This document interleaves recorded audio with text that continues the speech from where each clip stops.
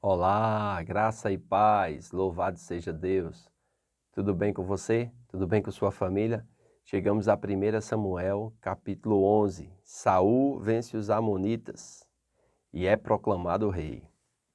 Diz o texto: Então subiu Naás, amonita, e sitiou a Jabes de Gileade. E disseram todos os filhos de Jabes a Naás: Faze aliança conosco e te serviremos.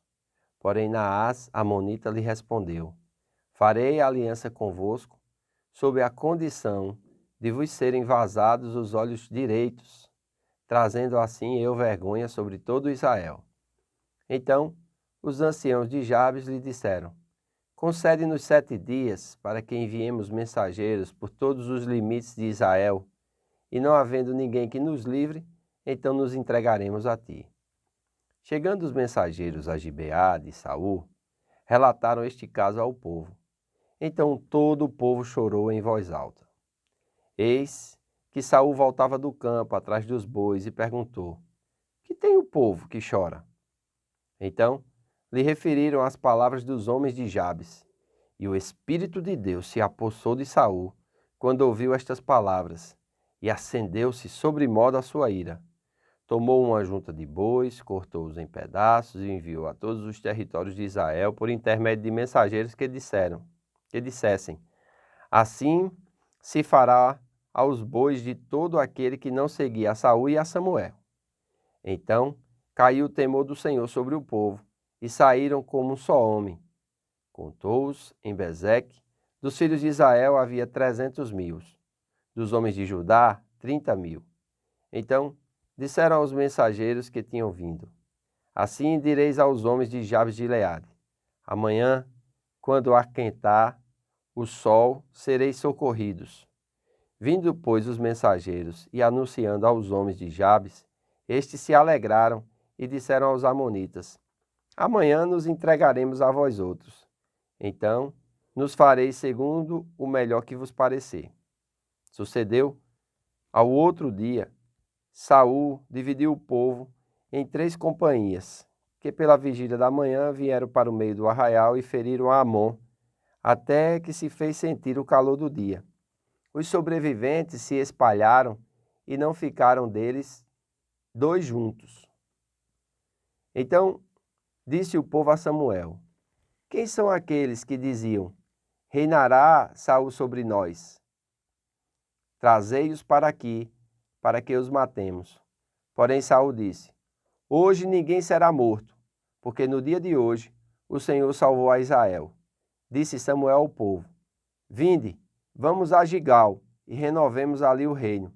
E todo o povo partiu para Gigal, onde proclamaram Saul seu rei perante o Senhor, e cuja presença trouxeram ofertas pacíficas. E Saul muito se alegrou ali com todos os homens de Israel. Olha, sempre a perseguição, né, a luta, a afronta vindo de fora vai fazer com que o povo se una. E aqui nós vemos, os inimigos, os amonitas, os filhos de Amon, vindo contra Israel, e Israel até, vamos dizer assim, iria se submeter, mas eles queriam também que fosse entregue o olho direito de cada homem. Veja que coisa humilhante. Os amonitas habitavam a área localizada ao leste do Rio Jordão. Eram descendentes de Ló e há muito tempo eram inimigos amargos dos seus parentes distantes, Israel. Embora Saul tivesse sido aclamado rei no capítulo 10, não tomou nenhuma providência para formar o seu governo. Aí aqui no versículo 7 nós vemos que ele vai ficar sabendo no verso 6 e vai tomar uma iniciativa. Nesse momento, Saul ainda vê Samuel como parte integrante do governo de Israel. É provável que essa associação dos ofícios de profeta e rei havia sido prescrita nos documentos que Samuel havia lido publicamente e depositado no santuário. Nós comentamos ontem no capítulo 10. Se essa relação tivesse continuado, provavelmente o futuro de Saul teria sido diferente. Aqui expressa que o Espírito de Deus se apoderou de Saul, no verso 6, e o temor do Senhor tomou conta do povo, de forma que a monarquia recém-formada estava desfrutando o poder e a presença de Deus. Sempre quando o Espírito de Deus se manifesta num lugar, a primeira manifestação visível é o temor do Senhor. As pessoas começam a ter respeito pelas coisas de Deus. Uma outra coisa que eu quero falar aqui, temor do Senhor não tem nada a ver a ter medo de Deus, amém?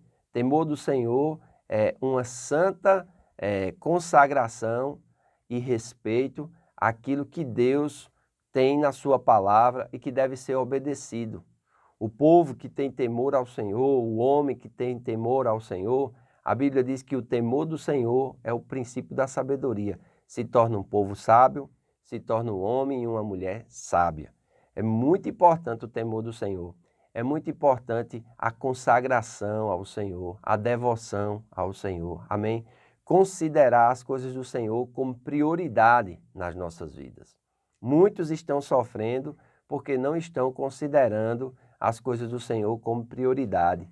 Muitos estão sofrendo porque não estão colocando o reino de Deus em primeiro lugar. Não é que as outras coisas não são importantes. Cada coisa tem a sua importância, mas o Senhor vem primeiro.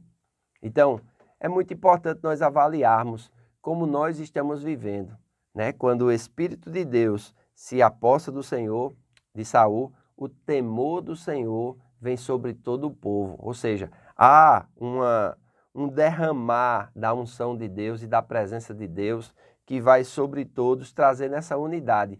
E a Bíblia diz que é na unidade que Deus ordena a bênção. Amém? Então é muito importante nós entendermos isso. Primeiro, buscarmos sermos cheios do Espírito do Senhor diariamente, porque estando cheio do Espírito do Senhor diariamente, nós vamos andar no temor do Senhor. E o temor do Senhor vai nos levar a andar na sabedoria, já que é o princípio da sabedoria, né? Não existe sabedoria onde não tem temor do Senhor. Muitas vezes as pessoas falam, oh, fulano é muito sábio.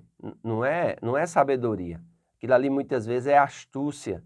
Aquilo ali muitas vezes é senso de oportunidade. Sabedoria é outra coisa completamente diferente que nós precisamos pedir a Deus. Amém? Tiago, capítulo 1, o verso 5 diz, se algum de vós tem falta de sabedoria, peça a Deus que a todos dá liberalmente. Então é muito importante nós entendermos isso. Amém? Então, os israelitas atacaram a partir de 3 pontos diferentes, entre 3 e 6 da manhã, como diz aqui no verso 11. Sucedeu que, ao outro dia, Saul dividiu o povo em 3 companhias, para que pela vigília da manhã vierem para o meio do arraial e feriram a Amon, até que se fez sentir o calor do dia. Amém? Então diz que quando eles feriram, 2 amonitas não ficaram juntos.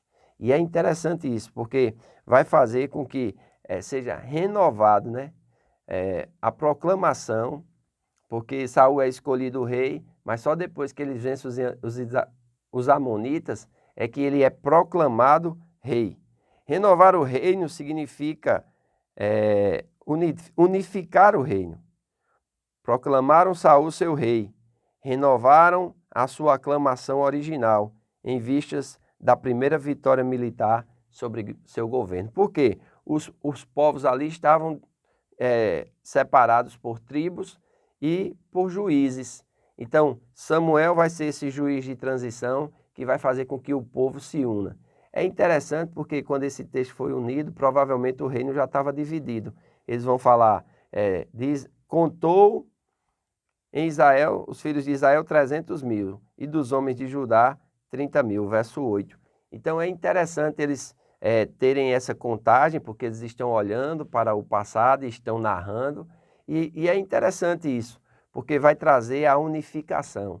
E nós vamos ver aqui o início do reino unido de Israel, amém? Que vai durar aproximadamente 120 anos, 40 anos debaixo do reinado de Saul, 40 anos debaixo do reinado de Davi e 40 anos debaixo do reinado de Salomão. Então nós vamos ver que a partir daqui até a morte de Saul vai perdurar aproximadamente 40 anos. E em 40 anos muita coisa vai acontecer, muita água vai correr e graças a Deus que nós estamos juntos e vamos aprender aqui muitas coisas, amém?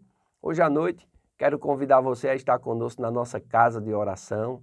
E logo na sequência nós teremos nossa escola bíblica. Estamos aprendendo sobre as leis da vida abundante. Amém? E é importante nós aprendermos essas leis para que possamos aplicar esses princípios na nossa vida e assim desfrutarmos da vida abundante que Jesus veio trazer. Ele disse em João capítulo 10, versículo 10, eu vim para que vocês tenham vida e a tenham em abundância. Amém?